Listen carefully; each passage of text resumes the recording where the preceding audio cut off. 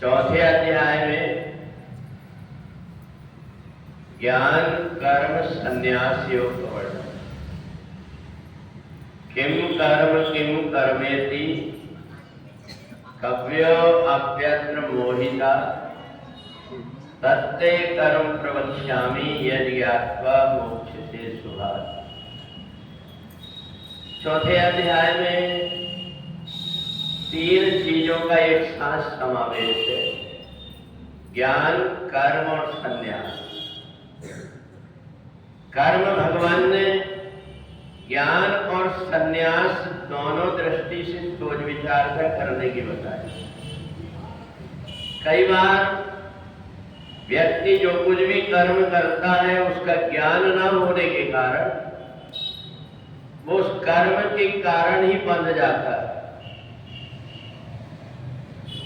बहुत कम ऐसा समय आता है जब हम अपने अभिमान को अपने अंदर न आने दे, इसके लिए हमें कोशिश करते हैं और वो परमात्मा के सामने, अपने से बड़े गुरुजनों के सामने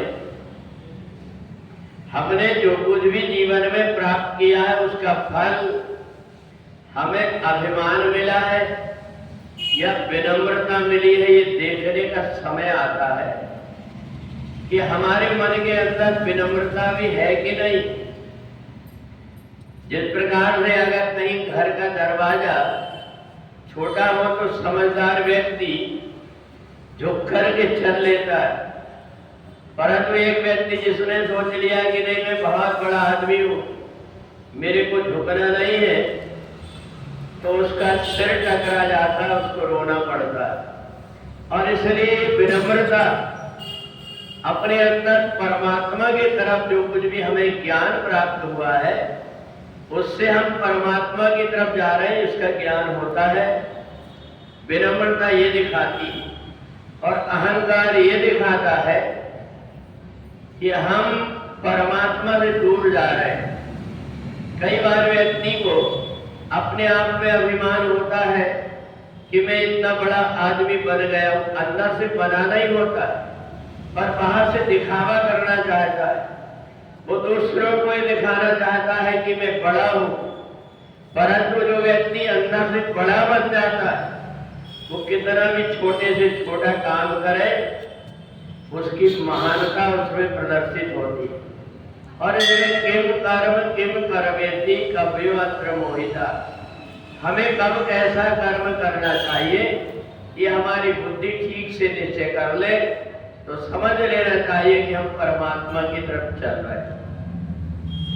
और इसलिए जब जीवन में परमात्मा की तरफ व्यक्ति चलता है तो उसके अंदर अहंकार नहीं होता, उसका जीवन सीधा और सरल हो जाता है।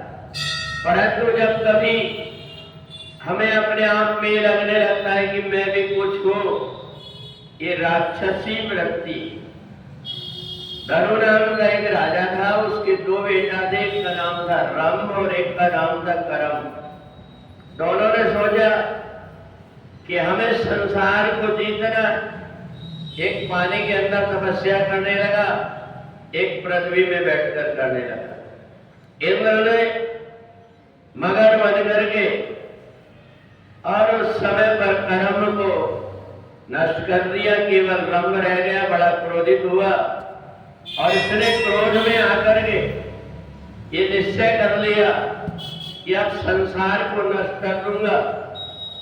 उनने मन में विचार किया कि मैं अकेला हूं, इसलिए मेरी कोई संतान हो। आदि शक्ति भगवती जगदम्बा से उसने प्रार्थना किया मेरा विवाह हो जाए।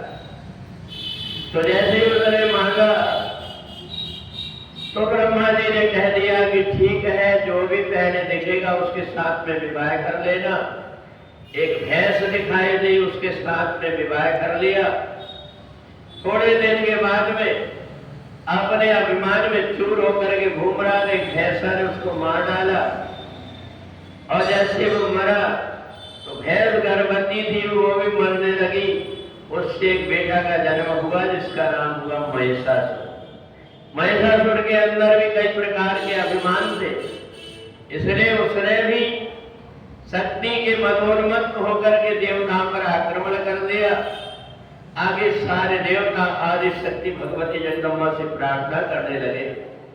आदि शक्ति भगवती जगदम्बा ने उन देवताओं से कहा, तुम चिंता मत करो, जो व्यक्ति अभिमानी होता है उसको नष्ट करने के लिए कोई न कोई रूप से परमात्मा आता है, इस दुष्ट का नष्ट हो जाएगा। और आदि शक्ति भगवती जगदम्बा ने युद्ध करके महिषासुर का वध कर दिया। सारे देवता बड़े प्रसन्न हो गए। देवताओं ने सोचा कि हमारे मन के अंदर भी अभिमान आता है, इसलिए हमारे मन में भी अभिमान न आए, इसलिए हम भी आदि शक्ति भगवती जगदम्बा की आराधना करेंगे। ये जो नवरात्रि का पर्व है